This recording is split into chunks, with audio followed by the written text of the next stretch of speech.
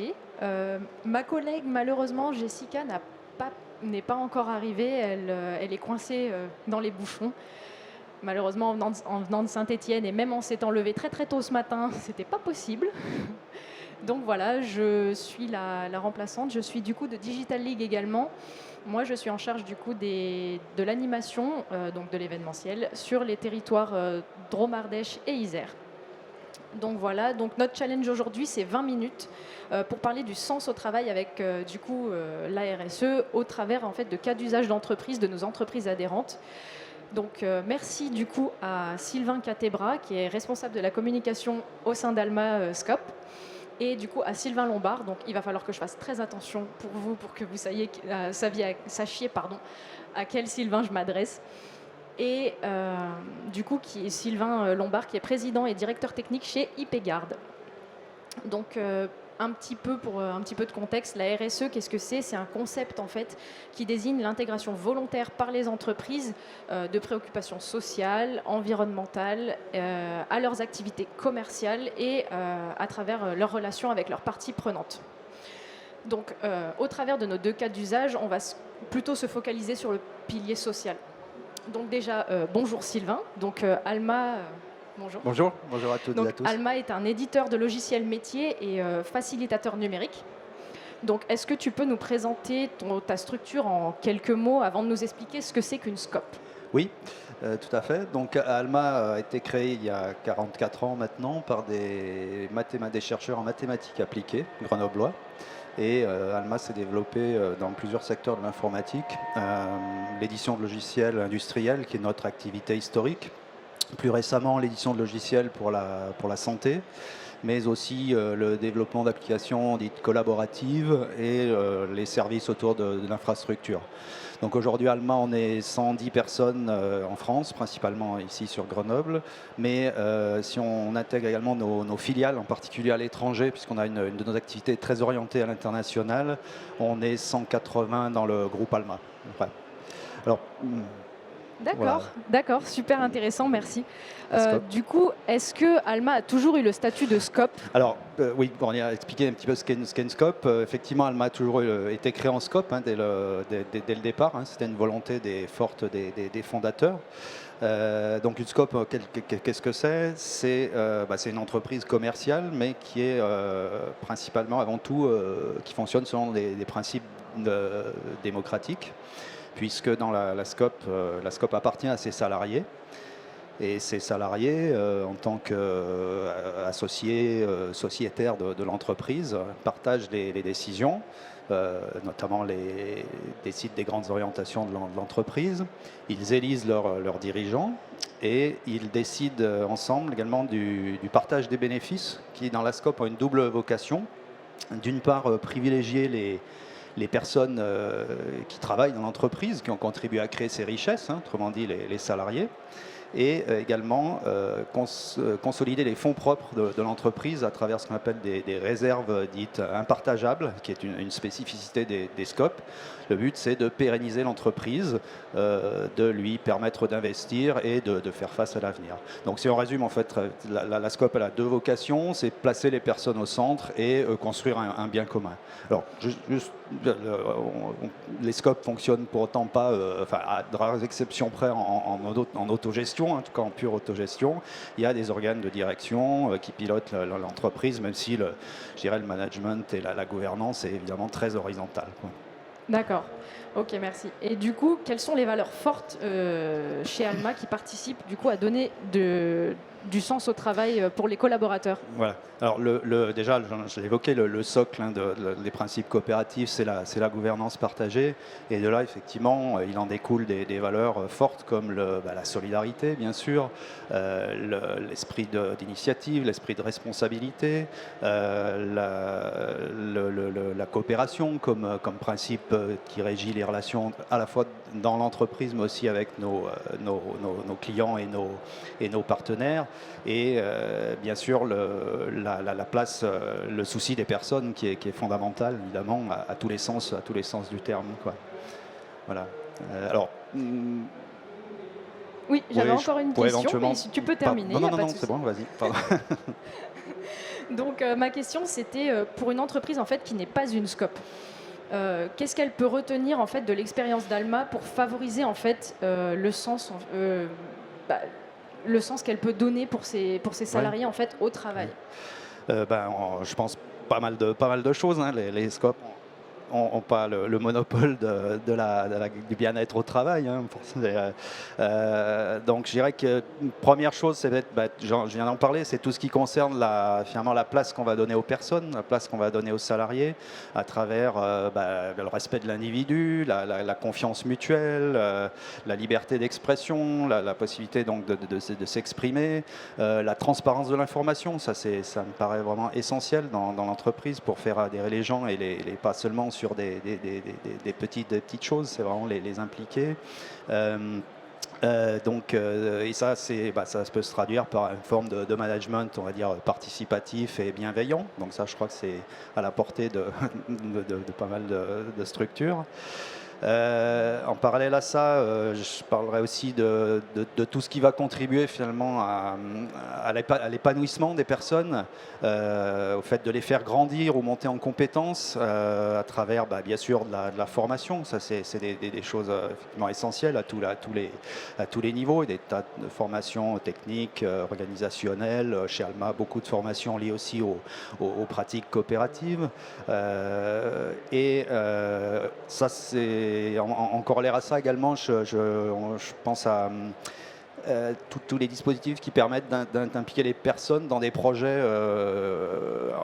des projets au-delà de leur travail quotidien, par exemple ce qu'on appelle chez Alma des projets transverses. À travers notamment des commissions, des groupes de travail. Donc chez Alma, on a beaucoup développé ça, par exemple, donc sur base de volontariat, les salariés peuvent participer à des commissions, par exemple sur la démarche environnementale, la vie coopérative, le don, le mécénat, même le lancement d'une nouvelle activité, d'une nouvelle pousse. Donc je crois que c'est quelque chose qui donne aussi du sens. Et on peut même prolonger ça à l'extérieur, par exemple, avec inciter en tout cas favoriser le fait que les salariés puissent s'impliquer à l'extérieur sous forme de mécénat de compétences, par exemple, ou du bénévolat dans d'autres structures, en leur accordant du temps. Ça, c'est quelque chose qu'on fait aussi et je dirais, qui peut se généraliser. Et peut-être au-delà de ces pratiques, je dirais que je pense que c'est aussi quelque chose qu'on essaye de faire chez Alma, c'est finalement pour inscrire toutes ces actions, donner de la visibilité et les rendre visibles aussi bien pour l'interne que pour l'externe. Ça peut être de traduire ces actions sous forme d'indicateurs, sous forme ce qu'on appelle nous des indicateurs de performance qui seront donc forcément extra financiers, en particulier sur ces thèmes du bien-être au travail ou de l'engagement. Et ça, je crois que ça permet à la fois à l'entreprise de mesurer, je dirais, de se donner des objectifs, d'afficher des objectifs, de mesurer une progression sur ces indicateurs, hein, qui peuvent être très concrets. Et là encore d'embarquer et de susciter de l'adhésion.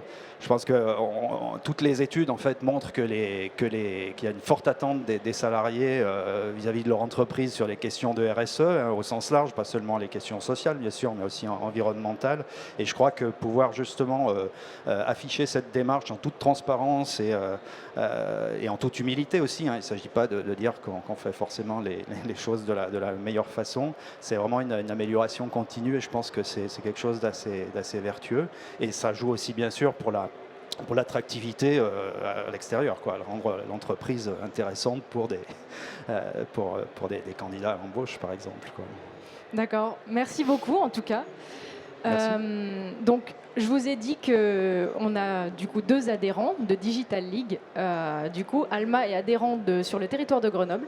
Et maintenant, j'aimerais vous parler d'IPGard, donc qui est adhérent sur le territoire de Valence. Donc, merci Sylvain. Donc, IPGard, en fait, c'est un spécialiste des solutions cloud, d'hébergement et de sécurité des données. Ainsi que de la virtualisation des systèmes d'information. Donc, IPGard a choisi, en fait, il n'y a pas très longtemps, d'instaurer en fait la semaine à 4 jours. Donc, au lieu de faire 35 heures sur 5 jours, du coup, ils font 32 heures sur 4 jours. Est-ce que tu pourrais nous en dire un peu plus sur, en fait, sur les raisons de ce changement de rythme pour les salariés? Oui, bonjour à tous. Alors tu as assez bien résumé, tu as à peu près dit l'essentiel. Concrètement, donc IPGard, on est là depuis 25 ans, une soixantaine de personnes, et la semaine de 4 jours, c'est une évolution assez logique pour nous. Le souci dans nos métiers, dans l'informatique, mais dans d'autres métiers, c'est qu'on vit cette passion et on se retrouve souvent avec des salariés qui ont tendance à faire trop d'heures. Pas forcément parce que le patron demande de faire plus d'heures, quelquefois simplement parce qu'ils sont pris par leur activité. Et la difficulté, ce qui peut être compliqué pour une société, c'est d'arriver à gérer ce temps de travail et arriver à forcer les salariés à ne pas trop déborder, à ne pas empiéter sur leur vie privée et à trouver cet équilibre qui est important pour eux, mais forcément aussi pour l'entreprise. Et concrètement, une solution, ce serait de chronométrer, de mettre des badges, et c'est clairement pas une piste intéressante. Et donc l'autre solution, c'est de trouver des alternatives. La semaine de 4 jours en est une, mais avant de passer à la semaine de 4 jours, ça fait déjà 5-10 ans peut-être, qu'on a instauré chez nous des RCR. Alors des RCR...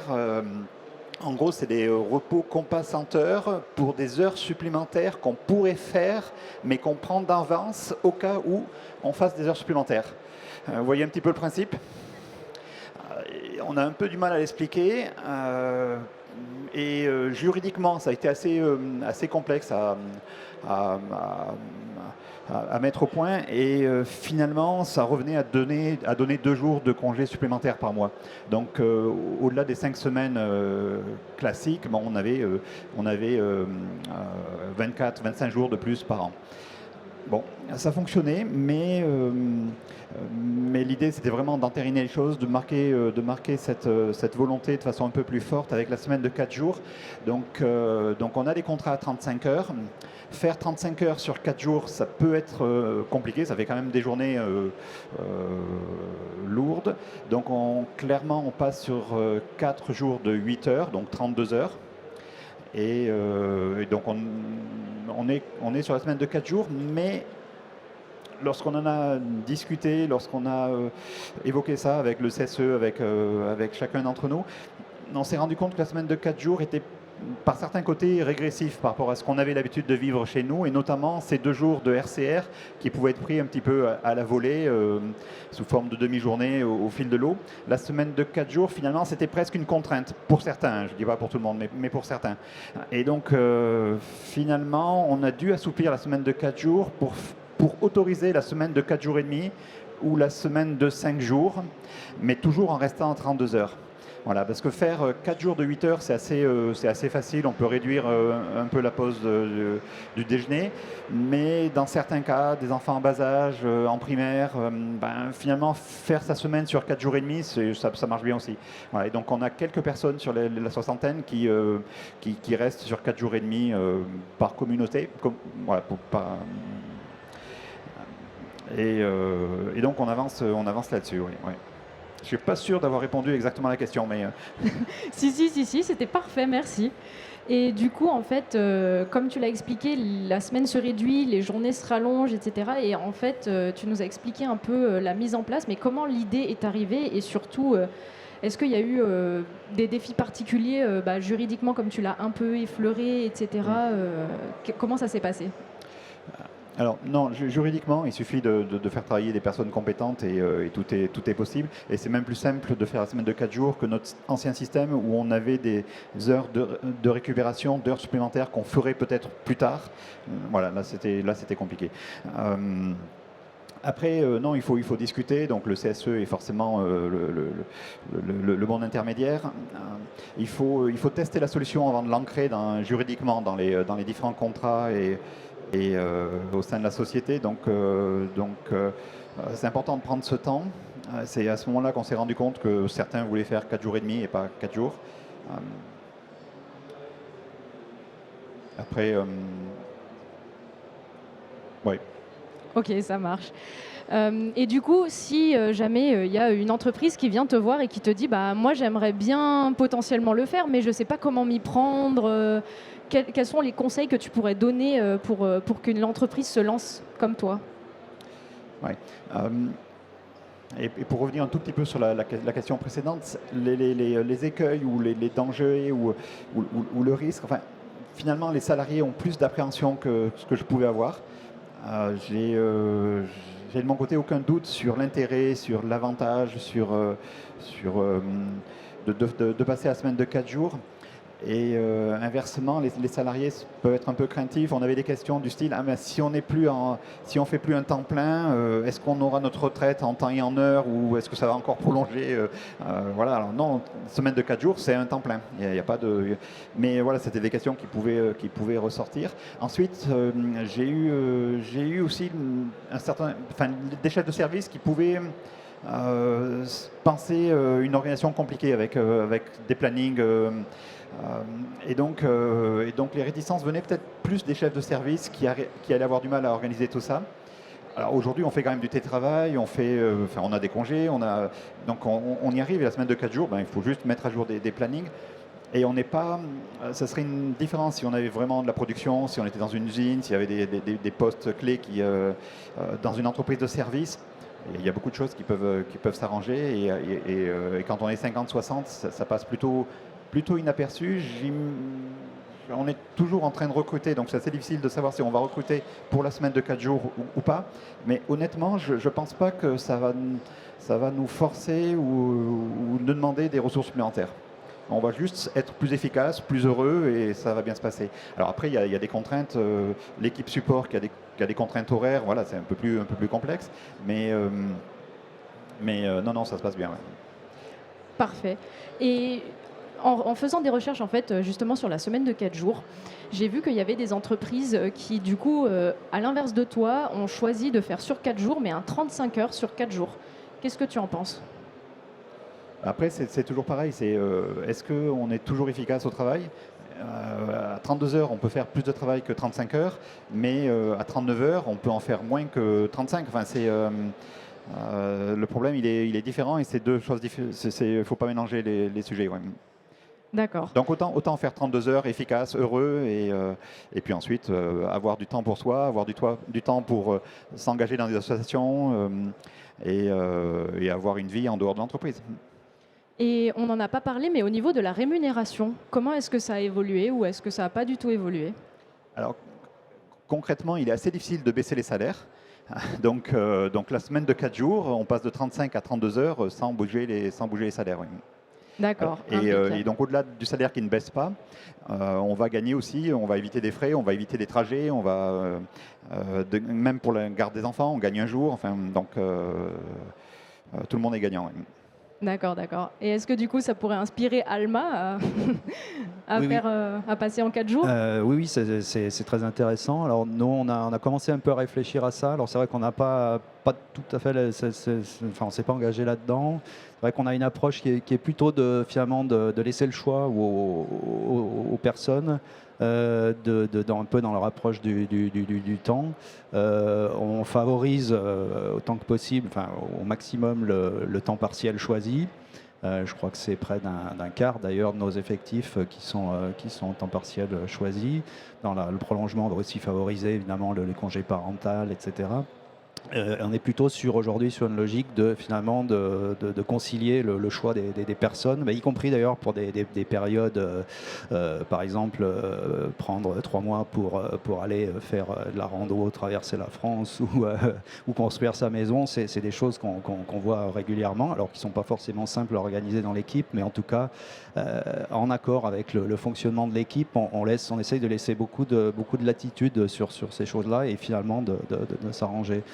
Et même chose, effectivement, au fond, c'est privilégier, c'est une autre manière de privilégier l'équilibre entre le temps pro et le temps perso, mais de vraiment de permettre aux personnes de concilier ça au mieux en favorisant l'organisation, quoi. Mais ça fait partie des choses qu'on a en tête aussi. Ouais. Eh ben, c'est parfait, vous pourrez en parler du coup entre Sylvain. Du coup, en fait, merci déjà de vous être rendu disponible pour cette intervention. Vos démarches RSE, elles ont un impact positif sur l'implication du coup de vos collaborateurs. Et du coup, elles vont en avoir un, j'espère. Tu pourras nous en reparler sur un autre événement Digital League.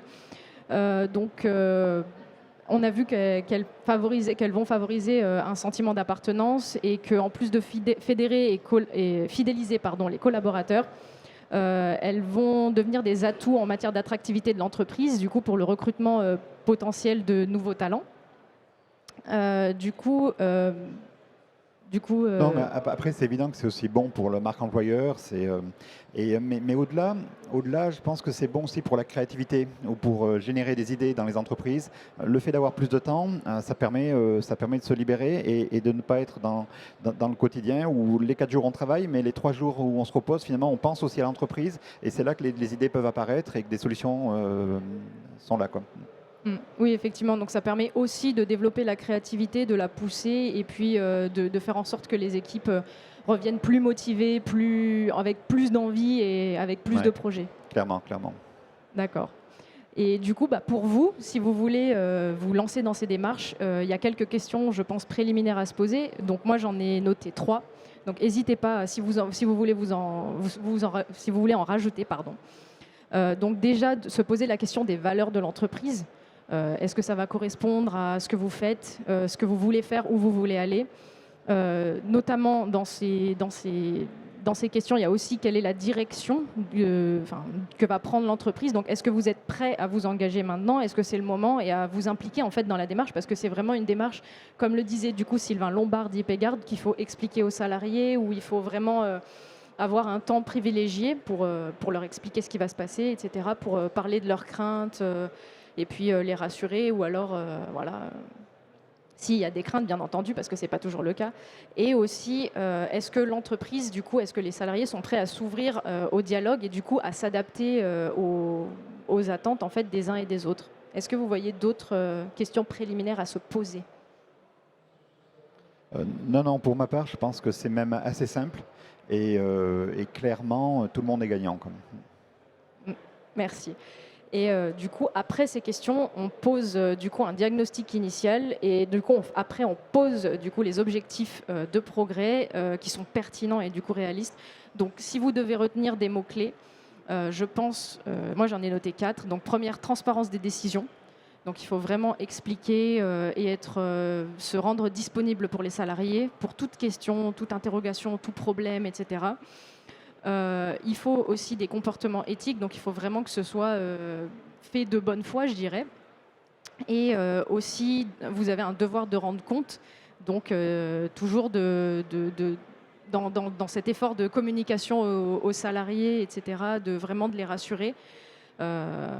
Et dernière chose, un processus, étant donné que c'est un processus, il faudra de l'amélioration continue, il faudra prendre en compte tous les besoins des salariés, parce que comme du coup on l'a vu, ils sont tous très très différents, ils ont tous des attentes différentes et toutes ne vont pas pouvoir aller dans la même direction.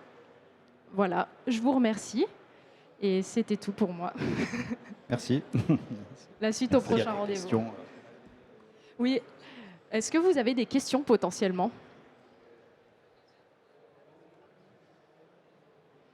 J'étais très intéressé par les indicateurs justement que vous avez évoqués.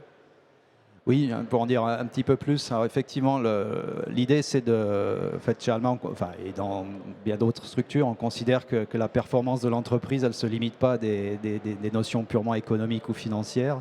Donc on a mis en place, alors également avec le mouvement coopératif, on parle de 4 piliers qui pour nous finalement sont une traduction de la démarche RSE. C'est plutôt c'est sur ces piliers qu'on va évaluer nos actions. Donc le premier, je l'ai évoqué, c'est la gouvernance partagée, la gouvernance démocratique. Ensuite, bien sûr, le bien-être au travail au sens large. Le partage des richesses et la pérennisation de l'entreprise, qui est aussi fondamental du status quo.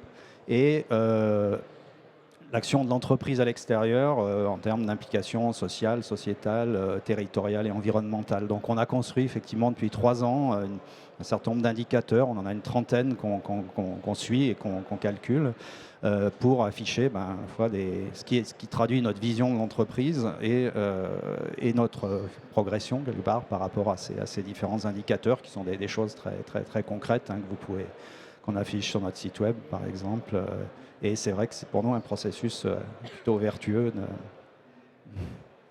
Merci. Si jamais vous avez des questions, on a un espace Meetup de 11h30 du coup à midi qui va juste être là. Donc n'hésitez pas à venir rencontrer du coup nos Sylvains et puis l'équipe de Digital League. Je vois que Jessica vient d'arriver.